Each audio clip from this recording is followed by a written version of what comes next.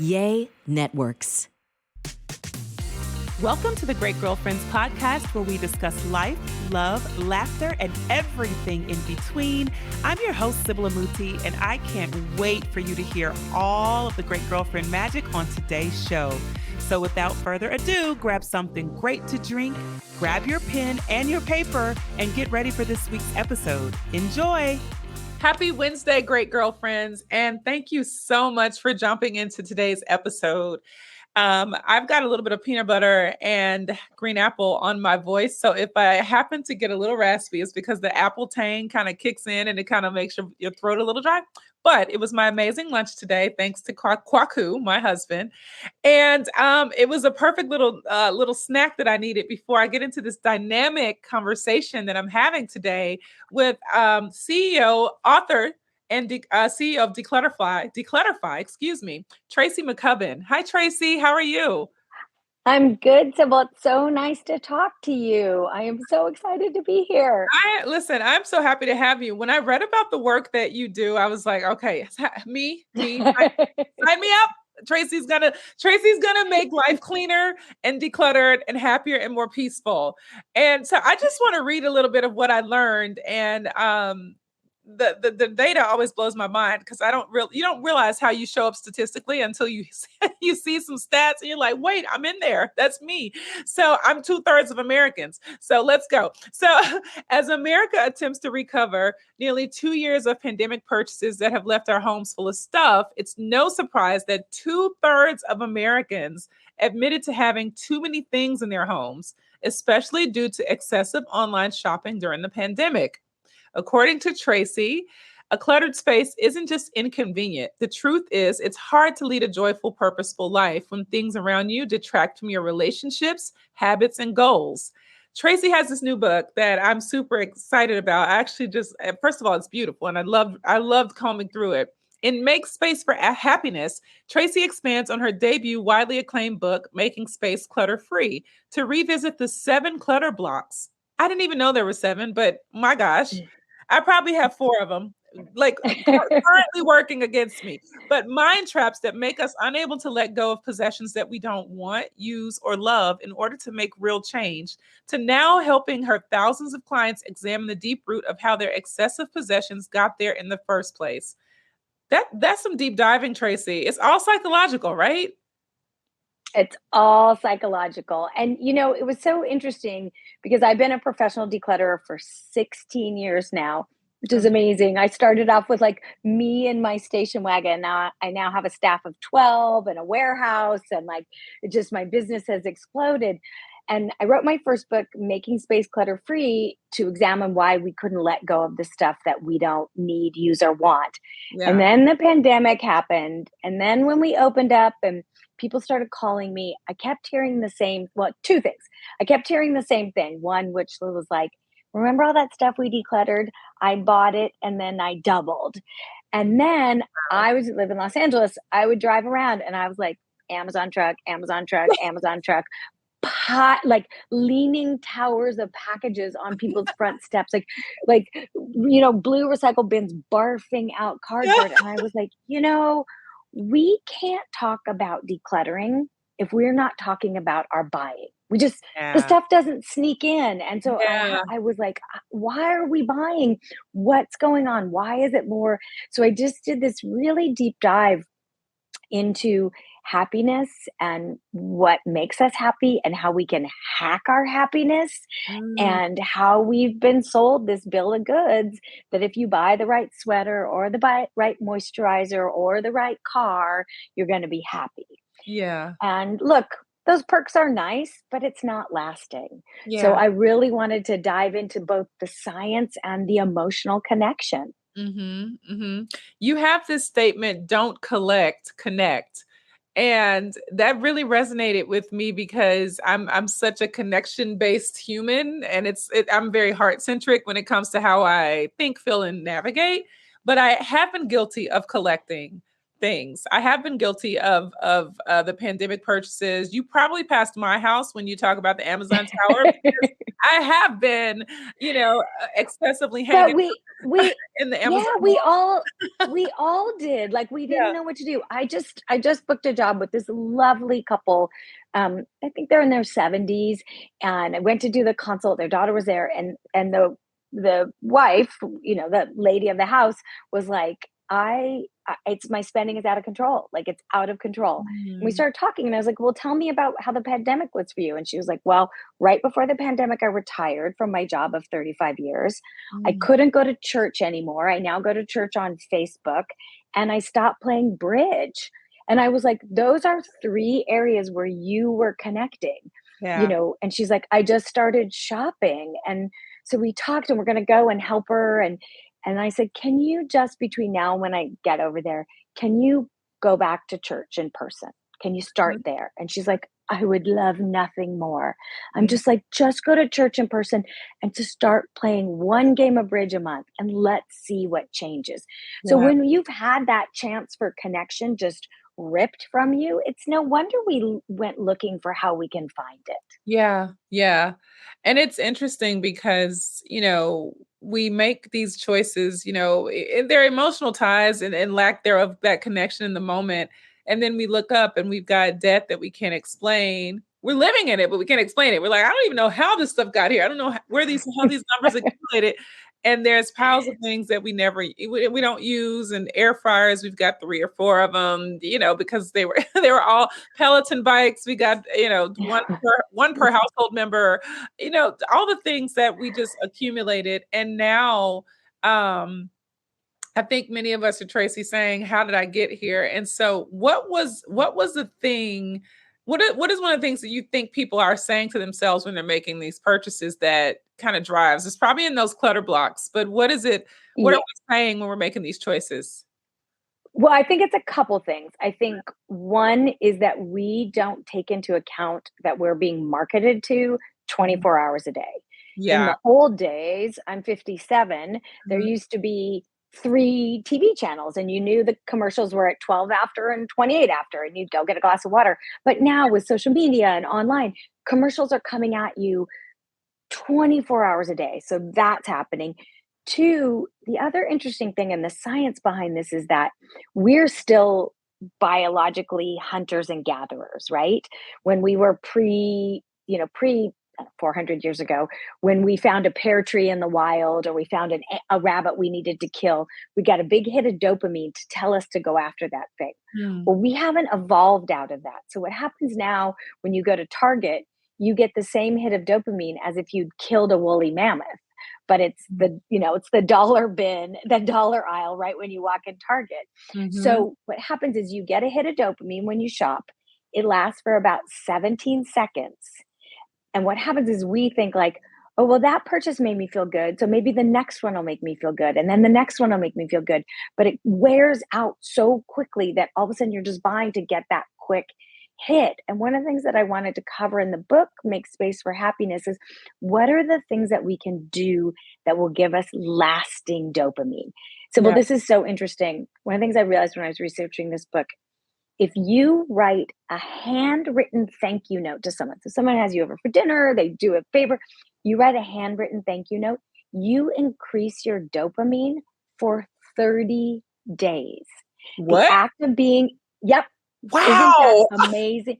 So the act of being in gratitude, expressing it, and giving to someone else rec- increases your dopamine for 30 days.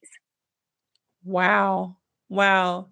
That makes me look at my mom, who writes cards. I mean, probably daily, it seems. She's constantly writing a card to someone, if it's gratitude or bereavement or sympathy or, something, just something. And she is in her 70s, and has this spirit that is just very alive and present and connected. And now I'm starting to see some of those benefits. And then I'm looking at the contra of that. My dad, who passed at 80, and didn't spend a lot of, and he passed, due to complications with Parkinson's. And so, obviously dopamine is that big word when it comes to Parkinson's. And, I can see some of those disconnects and how they affect. And so that is an interesting piece of data, something that Yeah, wow. yeah, it's so fascinating when you look at the science. And they've done, I'm sure you've covered this on here, they've done so many studies of, call it, either a gratitude practice or counting your blessings or a Yeah. prayer practice, however you practice that same Mhm. feeling.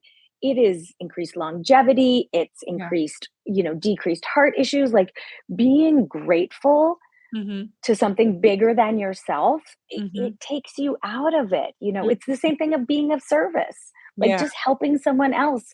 And so we keep looking at, oh, I'm going to buy something, Yeah. I'm missing, I'm missing my girlfriends during the pandemic. So I'm going to buy a new pair of shoes, and that's going to, and it just, and Mhm. look, I say this every time. I am not a minimalist.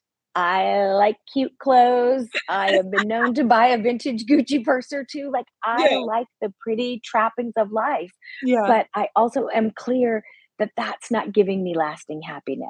Right, right. It's interesting because I think when we got in that space, like you talk about these pandemic purchases, and we started to redefine need. Like we wanted to, because I needed new athleisure, air quotes, needed. I needed new pillows for the bed.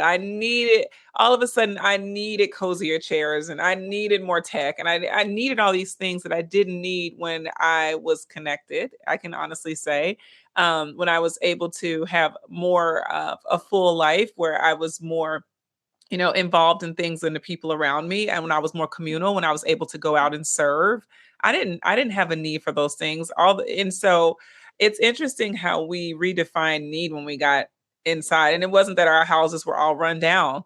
It was just No, but Sybil, that's a great.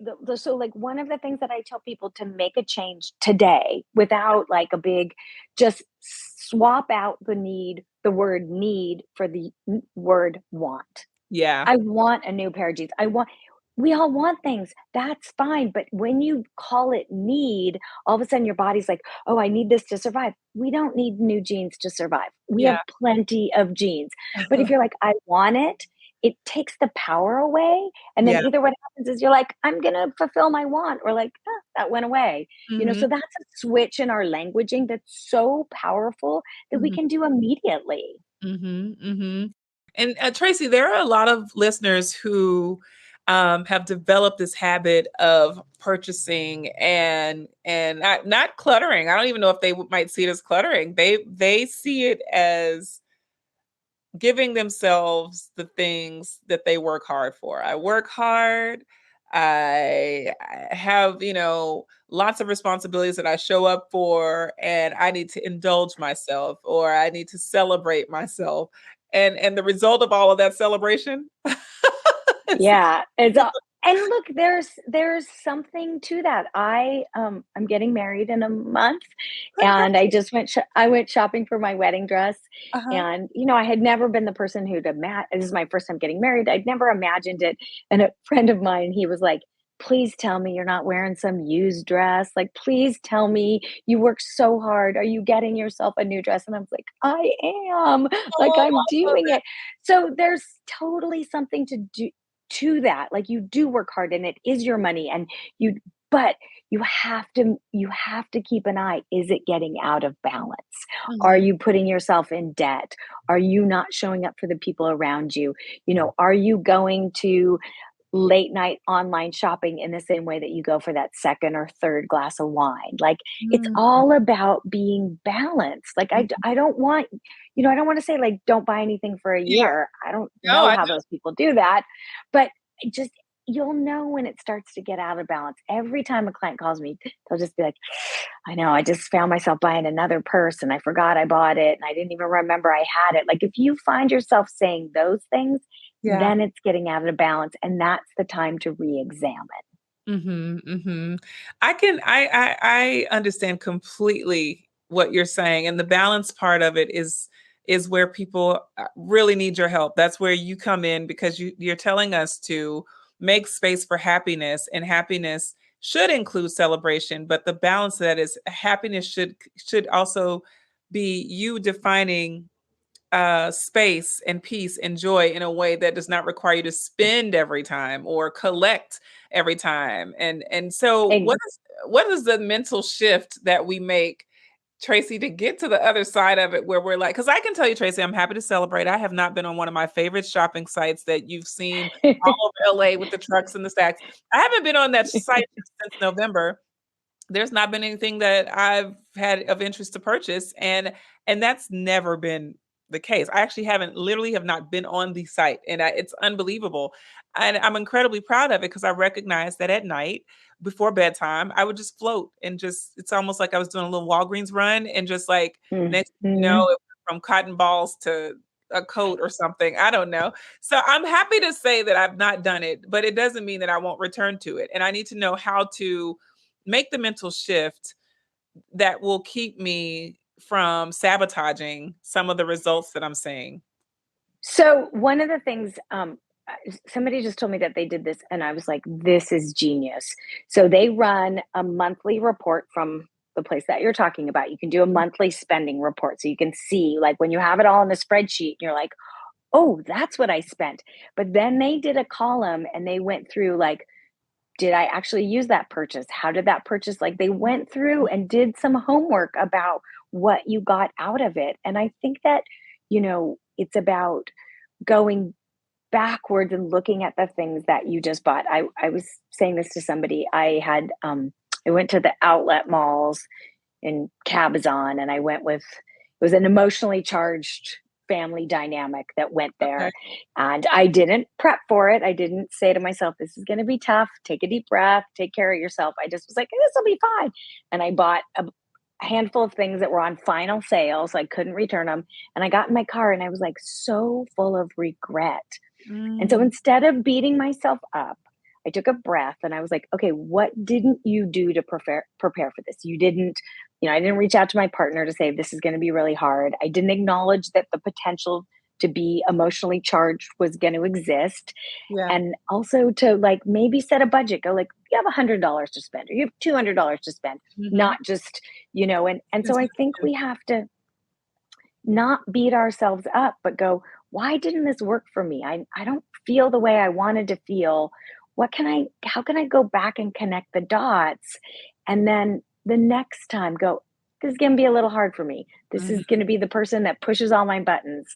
mhm. I think we have, and especially as women, we drive it all. Like you Yeah. said, we're doing all the things. And we're taking care of everybody. And so I think we just have to, like, pay attention. Like, this didn't make me feel good. This didn't have the outcome that I wanted. I'm very big on not beating yourself up.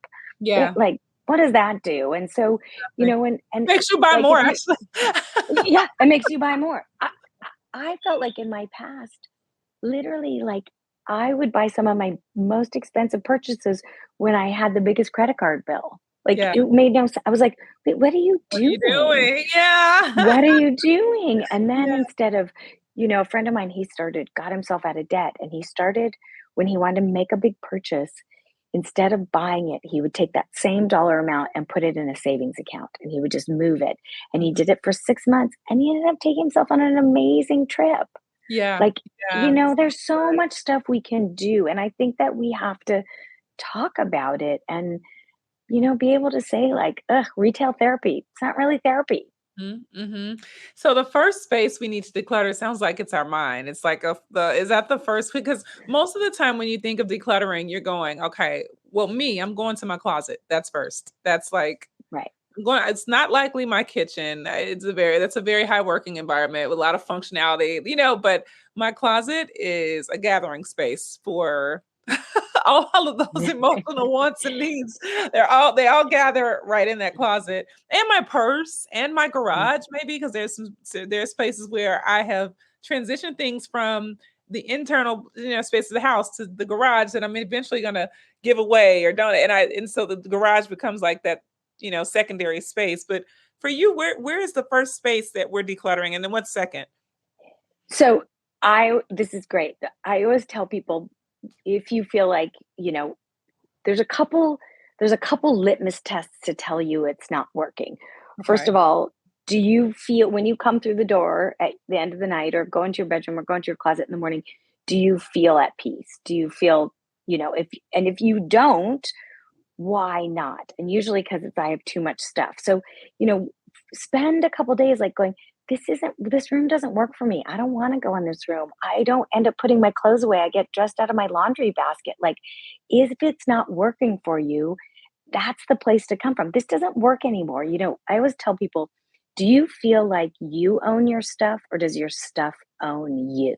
Woo! Big one, Tracy. Big one. And so it's really like that kind of stuff. And also, I always tell people a great way. They're like, how do I know if I have too much stuff? And I'm like, can you tidy up a room? Can you put it back to the way you want it in 20 minutes or less?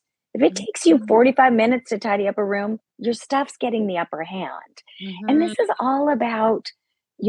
all about making your space work for you, Yeah, making your life easier, making your life less stress free. It's not about what it looks like on Instagram. I don't care about that. I yeah, want you to feel beautiful in every room in your house, but I yeah. want it to work. And so it's really about focusing on why it's not working. That's so good. That's so good. Is the stuff working for you? Yeah. And I start thinking about that, Tracy, because I'm gonna give my own story. I love handbags and I always have and just I just have had this thing for handbags. And so, but I couldn't justify the purchases initially, right? I would say, oh, this is a lot of money to spend on bags. I really want to spend this much money on a bag. What's the value here? And then I had a daughter. And my justification for making purchases that I didn't need to make was I'm going to pass these over to my daughter and she'll be able to have this collection of handbags that she can either, keep, use, sell. They'll be vintage by the time she's old enough to use them. And she'll appreciate that mommy got her these amazing luxury bags that she can utilize.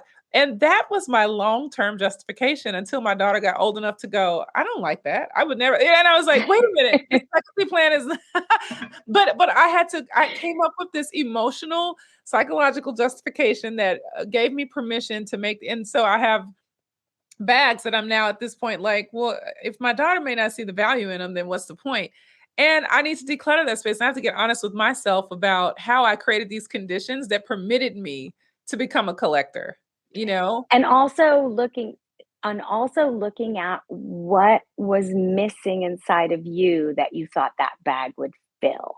Am I going to have more self-respect? Am I going to have more confidence? Like, is that going to, like, carrying a fancy bag, is that going to make me feel like a professional and I've got it all together? It's the icing on the cake. Like, Yeah. your self-confidence, your self-respect, like, you want to gain self-respect, be of service to other people. Nothing Right. will fill you with respect more than that. And then if you want to throw a fancy handbag on it, knock yourself Yeah, out. But absolutely. this sort of like, what's missing that you think that is going to fix? Mhm. Um oof, you know, we're the term anti-aging.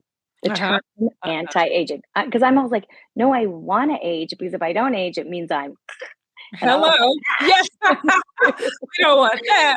Yeah. Right. Look, do I want to look good? Of course. Do I use moisturizer and sunscreen? And do I love serums? Absolutely. But this idea that this magic thing is going to come along and fix all your wrinkles and your split ends and it's not, because if it had, everybody would, it wouldn't be for sale for 29.99 on Instagram. That's And right. so we're sort of looking for this confidence in a cream, and instead of having it inside, and then, yeah, shine it up and lipstick, of course, but we just keep looking in the wrong places. Yeah. Yeah. So, okay, so we get to the space where we're looking at our physical spaces and we're decluttering. Like in that checklist, what stays and what goes? How do we how do you do? Because if you go medicine cabinet, you're talking serums and moisturizers. I do this annual, toss that I do because I tend to get product through the show. A lot of people will send products Yeah. and I'll try some and some I won't, or I pass it over to someone else on the team to try, etc. But I do at some point have to declutter, and I don't always know what should stay and what should go. So one thing, if people have a little issue, I do these unbelievable on social media. I do these 5-minute decluttering challenges. So Mm, I just like a category you can declutter in 5 minutes or less, and they blew up. wow. And it's been so great. I've been getting all these DMs from people that are saying, like, I did all your challenges and all of a sudden I've done my whole house.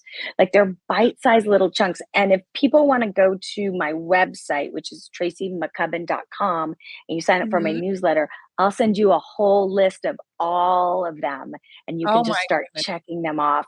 And it's really, for us, for people who are, it doesn't matter, for anybody, it's like, I can do coffee mugs. I can do, bras. I can do a little category, because I think when you look at the whole thing, it's too much. And then, it's the questions of, like, historically, have I ever used it? Yeah. Historically, do I even like it? Like, am I keeping it out of guilt because somebody gave it to me? There's all these questions that you can ask yourself that are pretty simple. And once you start to realize, and I think it's really simple, like, locking in that this isn't working for me anymore. Mhm, This mhm, isn't working for me anymore. mhm.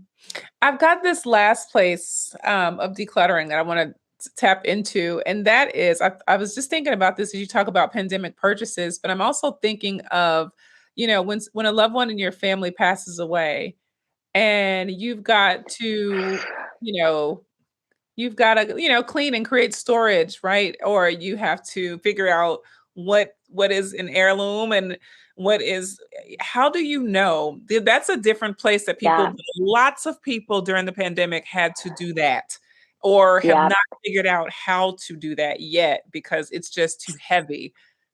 So this is great. So this is probably 50% of my business Wow. is helping people after someone's passed away, or helping people move their parents into senior living. So I deal with Mhm. this on a daily basis.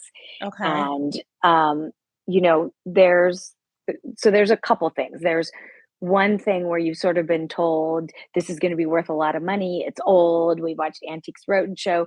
Do your due Yeah. diligence. Uh-huh. Call an appraiser, get an appraiser, and anybody can reach out to me. I'm so available. I'm happy to pass on appraisers' names, get things appraised, do your research. Is this stuff really selling on eBay? Really not listed, but actually selling? Mhm. There's that. And then in terms of the emotional part of it, and this is what I always tell people, you don't, it's not that you want the thing, it's that you don't want to lose the connection to the person who's passed. Mhm. So sometimes you feel like, if I keep a lot of it, if I keep a lot of their stuff, they're not going to go away. Mhm.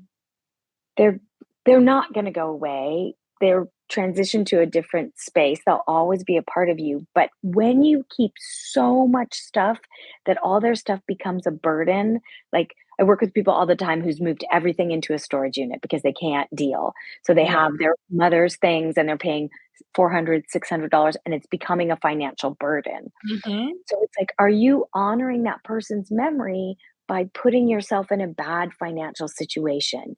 Yeah. If you keep it's like, if I always say, if you keep everything because you think everything's special, then all of a sudden nothing becomes special.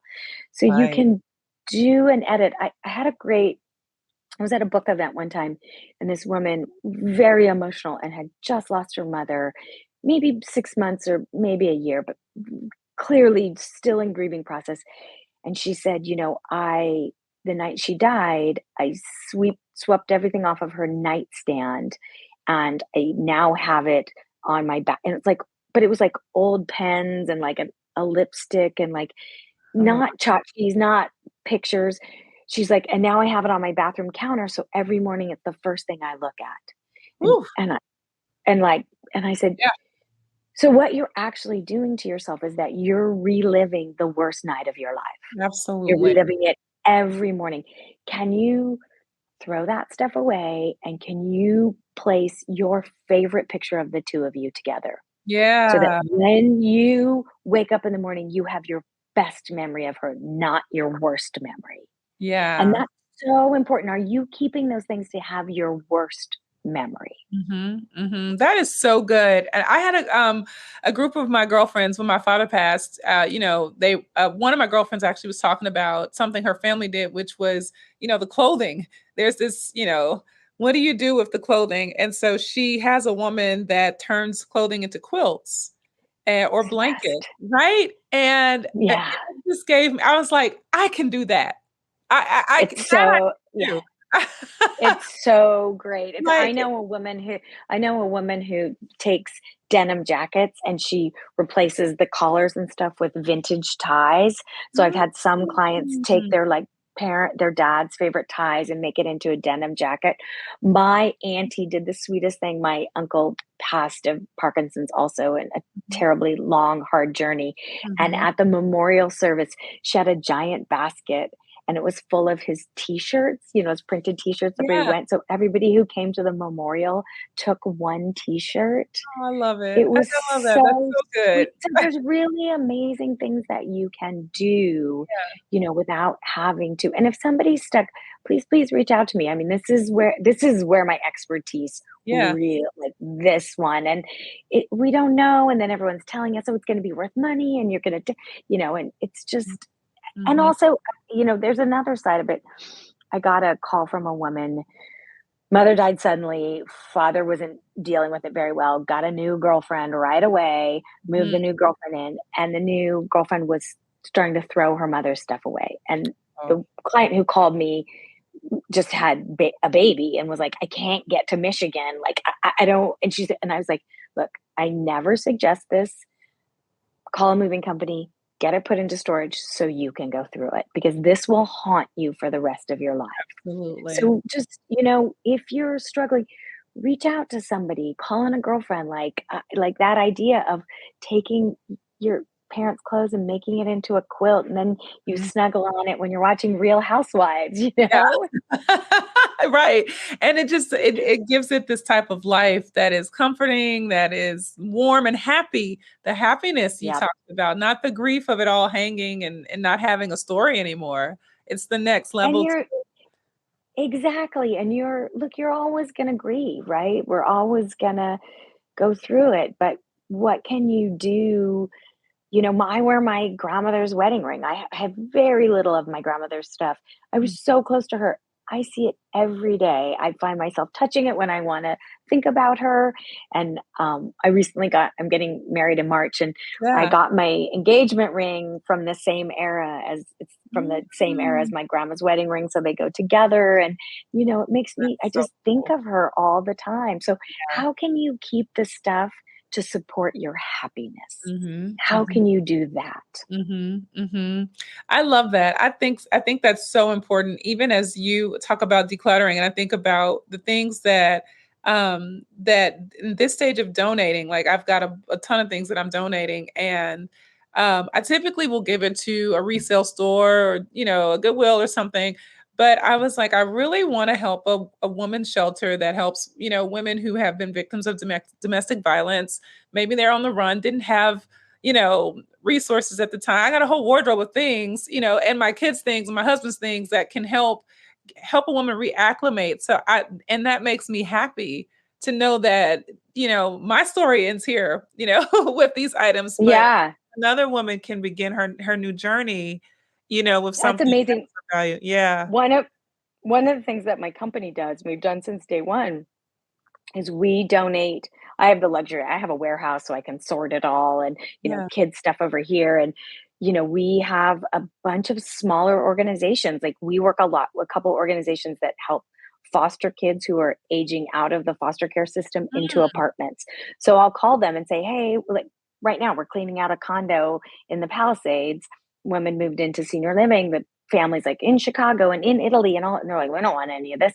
I call, I'm like, "Hey, Franco, here's what we got. And he's like, oh, we have 3 Yeah. youth who just moved into an apartment. And so, Mm, I think, I love Sybil, that. that's such a good point, that if letting go is hard for you, if you know it's going to someone that really needs it, Mhm. it's easier to let go. So maybe the bigger thrift stores aren't for you. Yeah. Maybe it doesn't speak to you. Maybe that there's, look up in your community, and, downtown women's shelter, if you're in LA, is amazing. There's so many resources. Think I think we posted on my website of a bunch of resources that people can Mhm. do. But I really do believe, like, if it's, and that, by the way, this could also be a neighbor or your housekeeper, Yes. or, it's Yes. like you want this stuff to be used. So it's Yeah. such a good thing to remember. If it's harder for you, maybe dropping it off at Goodwill or Salvation Army is not going to feel the same to you.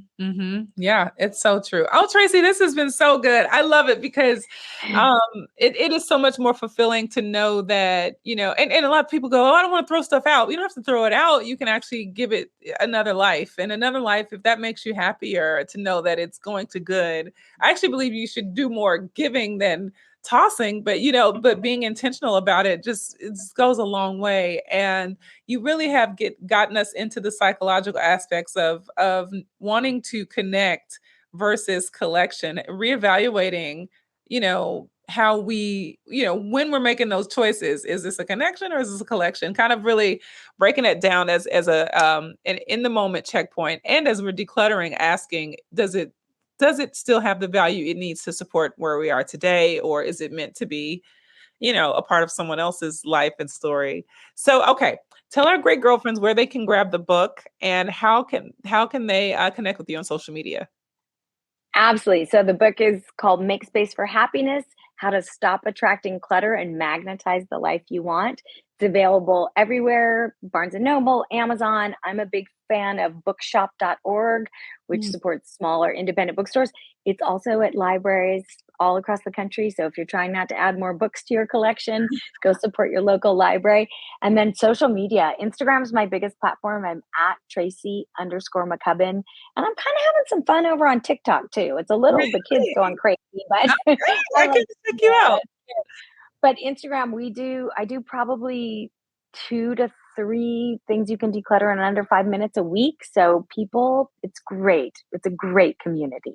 That's good stuff. Tracy, thank you so much for your time. I really do appreciate it. I've learned so much, and I'm like reevaluating some thoughts, some things that I was already thinking about, but reevaluating them as I sat with you today. So, great girlfriends, do go grab the book.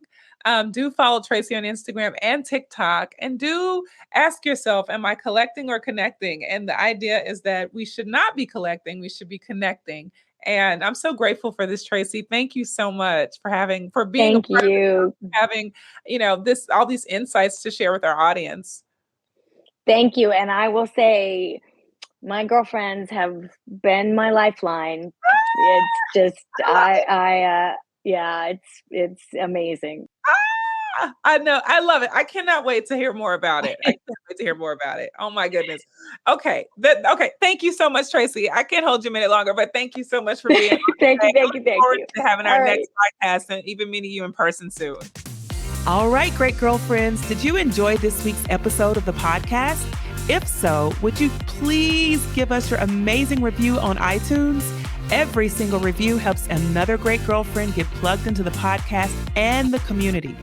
Speaking of community, make sure you join our Facebook group at The Great Girlfriends, follow us on Instagram at The Great Girlfriends, and on Twitter at _great GFS. I'm Sybil Amuti, and I'm out. Peace.